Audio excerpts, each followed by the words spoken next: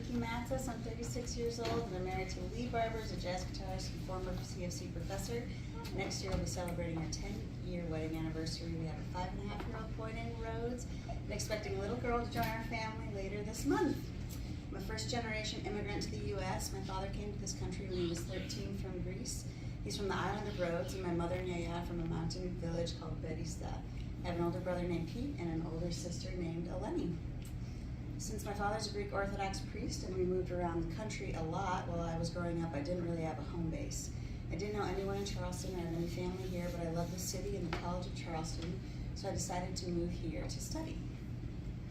I wasn't exactly sure what I wanted to study in college, so in my junior year I took some time off from the College of Charleston and I moved out to San Francisco.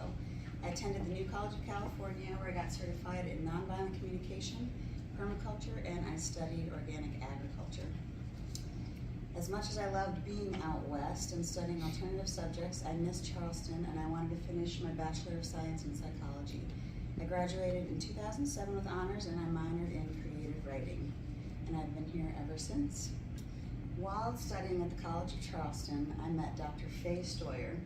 She wrote a class called Mass Media and Human Development. I didn't have the prerequisites to get into that class, but I showed up at her office for weeks and begged her to allow me to take it. And she finally relented. And here she is now, being so cool at a protest. She is just such an amazing woman.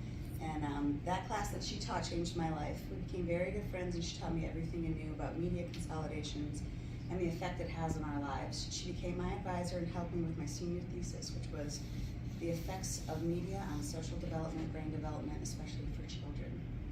After college, I started a job as the manager of the Not So Hostel. We host over 10,000 guests a year in historic buildings on Spring and Cannon Street. I've been doing this for the past 17 years. In 2013, I wrote a book on starting and managing hostels. And in 2017, I started the American Hostel Conference, bringing people together from all over the world to learn about best practices and expanding our industry. I continued to stay in the hostel industry, which I'm still in today. I do that as well as run Ohm Radio. I continued to further my education in different ways after college. I got my yoga teacher certification and traveled to India. I went back to CFC for 2 years when I was 27 to 28 to study jazz piano. And I got my real estate license and was a freelance writer for the Post and Courier.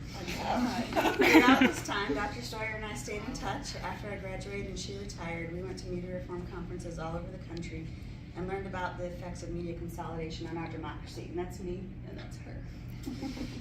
She is the real reason that Media Reform SC exists. We learned about a historic opportunity to apply to the FCC for a low-power FM station, and one of the requirements is you had to be a nonprofit in order to qualify. So we filed to become an official 501c3, and our tagline is "Democracy requires the whole truth." After 5 years of meetings, fundraising, and applications, we were granted a license to broadcast on 96.3 FM and have been on the air 24/7 since August 1st, 2015. We started with $50 in the bank and had no deep pockets on our team to help us get off the ground.